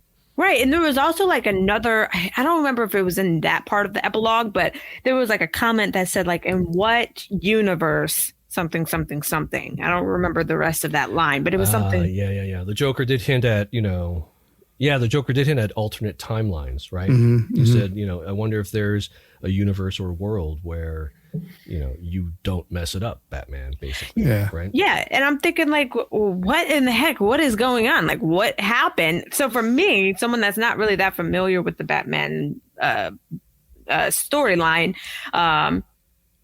what happened? No, it's confusing. It's very confusing. Even for me. And I know a little bit about like the Injustice games and stuff where Superman goes nuts. I know. Yep. So I've read some stuff because Superman I was a little bit into. I've read this stuff where he turns bad and why and things like that. So there's a lot of reasons. And then the new Suicide Squad game that's coming out this year is going to deal with that as well, where Superman goes bad. Yeah. But even people who kind of know those kind of still have no idea why it was in this movie. But the thing that's even crazier to me was like, they did this scene about Lex Luthor, right? And then I was like, don't get just started on. I know, but I was just like, I was confused. Like, okay, I can understand where they were going with that, right? Like Oh, that's right, because that scene on the boat was still in this cut, right? Right, and they mentioned Lex Luthor a lot throughout the movie. So I was like, oh, okay, I could understand that. But the guy that had the eye patch, right? Deathstroke. But it looked like that was the same guy that was there in It was him. That was. And I was thinking, like, wait, what is going on? I thought that he originally wanted to kill him, and then now that you know, like, so does that make you wonder why he's there? Why are they on the same team then? Why did they? Yeah, they obviously they made up. They didn't fight, or they did fight, but they don't. They did fight, but they made up. That is a thing that happens in the comics. Where Deathstroke is a bad guy, but he sometimes is a good guy, and it's all not a good guy, but you know what I mean. It just does mercenary, like good stuff. But it was like still kind of confused. I also really wanted to I was looking to see more about Darkseid. I was looking to see his ship coming and landing on Earth and blah blah blah. No, that's Endgame. That's Thanos. I know, but that's what I was looking for, and I was like, "Oh, okay, that's what I thought was gonna." I honestly thought that was gonna be the ending, but then this dream was just random. And this is I'm glad you're bringing this up because we talked earlier about this is why you're here because you're like, I'm a noob. And I'm like, well, no, but you're coming to this with a fresh perspective where, and even I don't know as much as some of my friends who have seen this and are really, really ingrained in this DC, understanding and Flashpoint and all the crazy things that have happened and all the different timelines and blah, blah, blah, and all these things. And it's great for them to look at this and go, no, this is what, no, you just don't get it. Well, yeah. but I'm a regular moviegoer who paid to see this. Do you know what I mean? And I think, and you're right, as a fan, I still like geek out and love these things. But average moviegoer, Aaliyah, who hasn't read all these comics, you know, you can't just say, well, they didn't make the movie for you. Well, they did. They made the movie for everybody. But there was so much fan service that some folks felt left out. And you can only do that so much. Do you know what I mean? To where you start to alienate like regular folk. And the idea is supposed to be, in my opinion, to bring regular folk into the fold, right? Like be like, hey guys, look how cool our comics and our stories are. And you're like, oh wow, these are cool. And then you start to get into the lore. But if you have to know so much lore just to walk in the door and understand what's happening, then that's wrong. And that's what this scene felt like to me. Like it felt like there was too much, and again, it only felt that way because, again, like Utah said, he's teasing what he would like to come, right?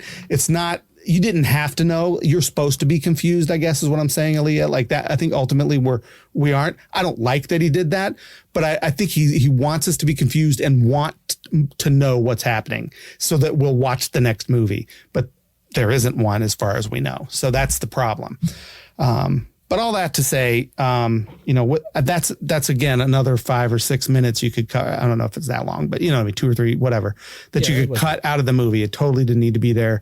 But it did lead to that final conversation with Martian Manhunter, who again was revealed earlier to be impersonating Martha for some bizarre reason. It could have easily just been Martha that did it. Yeah. Do you know what I mean? He, as the general, he could have asked Martha to help Lois. Like, I mean, there's just so many ways that could have worked out without being a weird. How did he even know? Like Martha, does Martian Manhunter get their memories when he impersonates them? Like, how does he know how to talk like and be and relate to Lois like Martha? Like, I don't. Again, right. If you're a DC guy and tell me. I know that I'm speaking from ignorance in this area, but again, I'm the moviegoer that they want to be in love with these movies, and not just the fans who already know. And so help me out with that. But yeah, anyway, my problem with that. I did like that they introduced him. I thought it was awesome at the end. He's like, I'm here. Let's And I like his look. I like the look of Martian Manhunter. Yeah, so that was neat. But again, it felt tacked on. It felt pointless in the long run. It felt like fan service, and I don't feel like you needed it in this movie. Like, you could have teased it in another way and then just left it for another movie. And this is a tease. Don't get me wrong. I mean, he was only in it for not even 5 minutes total, but it felt a little off. But the fanboys for Martian Manhunter are like, because just like I would be if it was, if Wolverine had shown up at the end of WandaVision or Professor X, I would have been peeing my pants. I would have been so excited, right? So I get it, but it's like it felt a little out of place in this particular movie. Yeah, he was basically just setting up movies that aren't going to be made. Yeah, and you can argue both sides. Maybe. Well. I kind of dangling the carrot. I kind of for the hashtaggers. I kind of hope that they don't, because I think that sets a precedent that's going to be very dangerous for the movie industry. Yeah, like all of a sudden that you're giving. Well, I think J.J. Abrams already did that. Well, all right, I'll give you that. I mean, I think Rise of Skywalker was the worst of fandoms. Right, that was the worst example of how fandom shouldn't affect the films. Right. You know what I mean? Let them tell the stories they want to tell. If we don't like them, okay, fine. We'll wait for the next go around when they reboot anything anyway. Right. But then when you just go the full opposite direction and just give the fans everything they want, you get the garbage that was. Yeah. And in this case, I don't think that was the case. I felt like, but, and again, because Zack Snyder didn't get a chance to finish his film, and he did, and I think that's honorable and nice that it happened. But I'm going to disagree with you, Utah. I actually think this should take over the canon. I mean, at this point, like, I'm invested. Like, I wasn't after Justice League. I was like, this is okay. Will I see a second one? Maybe. But I liked this one so much better that I kind of am like, well, now I really want to see where this cyborg goes. Now I really do want to see Henry Cavill return as Superman again. You know what I mean? Now and I've always said I wanted to see Batman or Affleck return as Batman. I actually think he was pretty subdued in this. I felt like he should have gotten more to do. So I would have liked to have seen him get a movie. Right, another movie. And I know a lot of people disagree and don't think he was great, but that's my point is, like, I think he would be great, but he didn't get a chance to really kind of be Batman. And I would like to have seen the detective Batman with Ben Affleck, or the old grizzled Batman. We haven't seen that movie yet. In fact, we're going back to the young Batman again.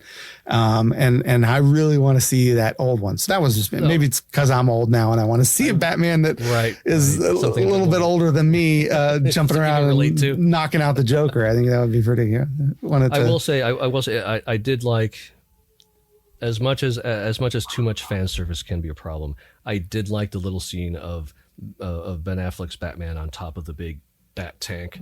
Oh gosh! Right out of the Frank Miller. Those are the amazing things that Zack does sometimes. Zack is so great at taking a panel or scene, but it doesn't go anywhere. No, and this was fine because he's like, "Hey, Gordon, I'm here," and then he comes down and talks to him. Yeah. But where he does it and it fails is the scenes like I've mentioned before in Man of Steel, or maybe it was Batman vs Superman, where he's just floating above these people who are on a house that's flooded and going under the water, and he's just watching them.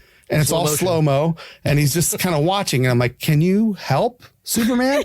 And then in this movie, Arthur does the same thing. There's a guy barely clinging onto the boat as it's sinking. And as it tips, Arthur's on the other side looking like, look how cool I look up here. And the guy's dude, can you help me? No, seriously, look how cool I look. He's like, no, but I'm not going to be able to breathe under. No, but I'm having a moment. First say how cool I am, because I'm cool. And then I'm cool. You're cool. Okay, I got you. I don't get those. I think they look pretty, and that's what Zack likes to do. But it's so bizarre in the sense of a moving picture, the movie. Like in a panel in a comic, you can see that, and in the very next panel, he's got the guy, right? Like something happens. In the movie, we're on this for like 7 minutes. No, I'm joking, but he's exaggerating. And he's just standing there. I'm like, do something. So there's a lot of that. And that's the stuff that's got to go, Zack. I'm sorry, but I would watch more of these. I'm actually intrigued now. I agree with you there. I do think the DC. I feel like this version been made and released, I feel like the DC cinematic universe would be in a better spot. Mm-hmm. Absolutely. Yeah. I agree with you there. But I also think that Zack Snyder putting these things in for completion's sake and hitting and teasing at, hey, look where I was going with this, with the odds being slim that where he's going is going to be made and we'll see it. Yeah, it feels rough. And then he's coming out in the news that this isn't canon. And I'm like, no, see, now you've just made everybody really. It doesn't. Don't do that. So. I think it can be canon the way DC set up their films. They've already said they're all one-offs now. So this could be its own little thing. Exactly. And it clearly is going to lead into the Flash. No matter what, this leads into the Flash is coming out of this movie. So that's definitely gonna. So yeah, and if they do Flashpoint, like you could still I feel like you could still tie these together. I feel like you could still do that Justice League epilogue he wants. Although that's not the one I want to see.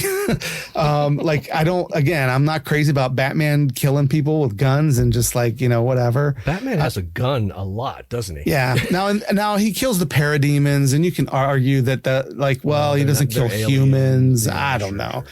But I know a lot of people are upset about that, and I get it. I'm not dismissing that. I understand. I don't like that aspect of it either, but I can sort of write it off when he starts just shooting humans for no reason. That would suck. But in the crazy future, we want to know how Batman got to that point where he broke his rule and where he'll threaten Joker. You know what I mean? Like that. I get that a little bit. That's true. Anyway. And don't forget, Queen Mira was British at one point. Yeah. Well, Amber Heard is not going to be in the next Aquaman movie. Did you hear about that? I did not hear about it.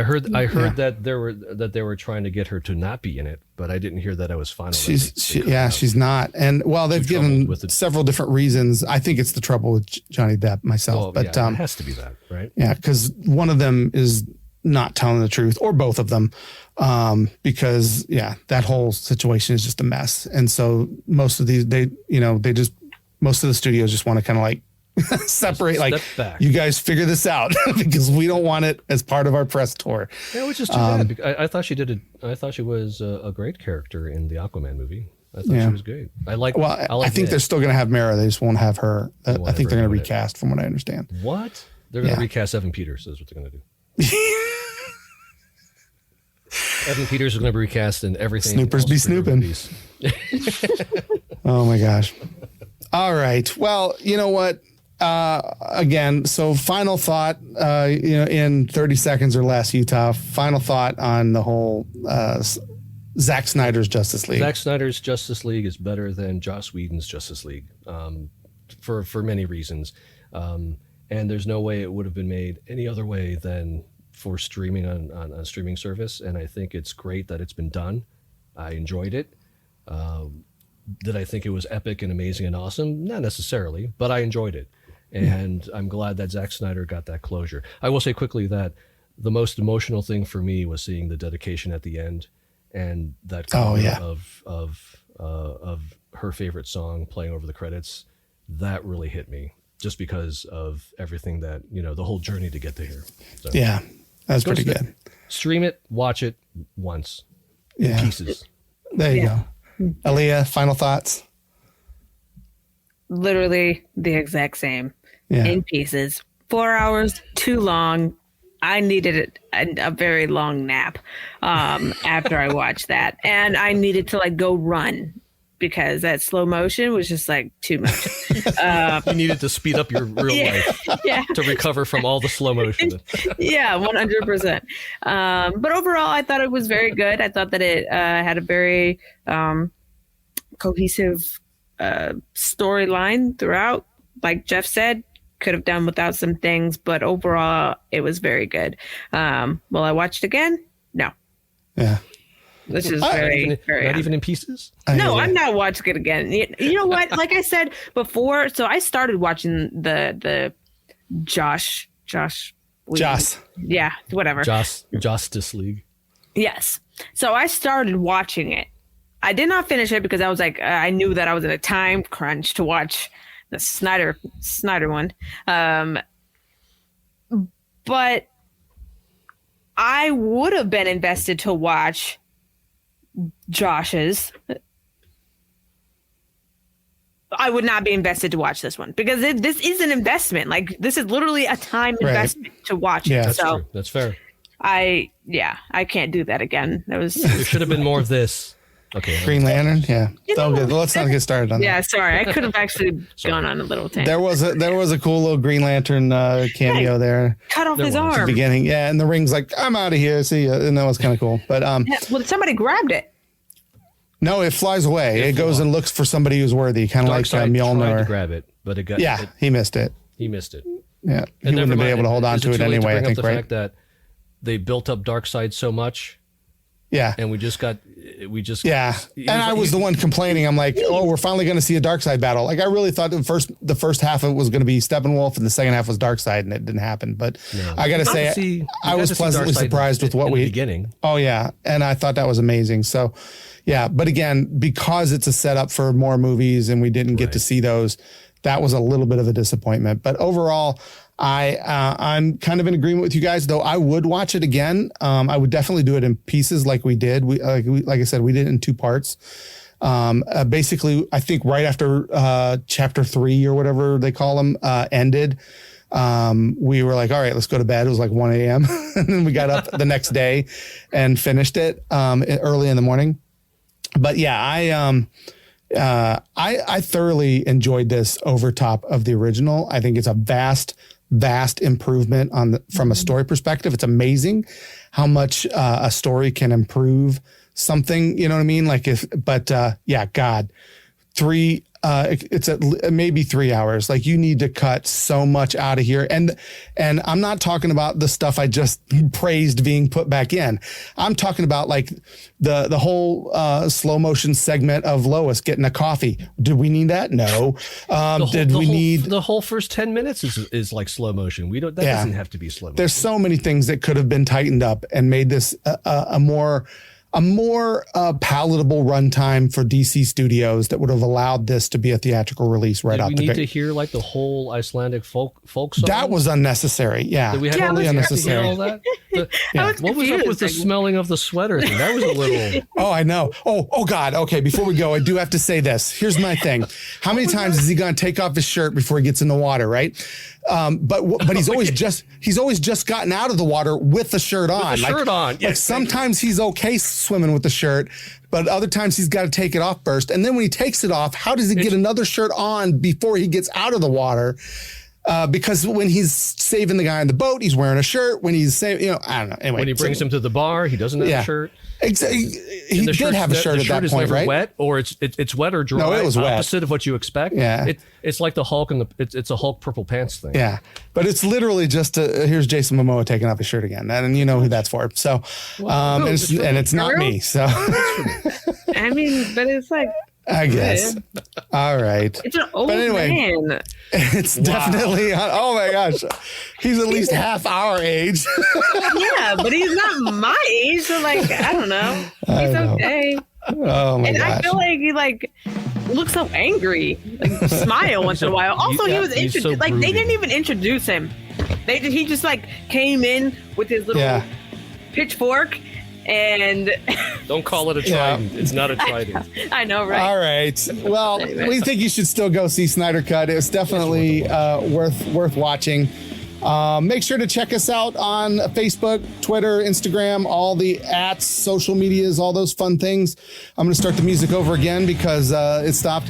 You wouldn't have noticed if you didn't say anything. And I had to hesitate in order to put it back on.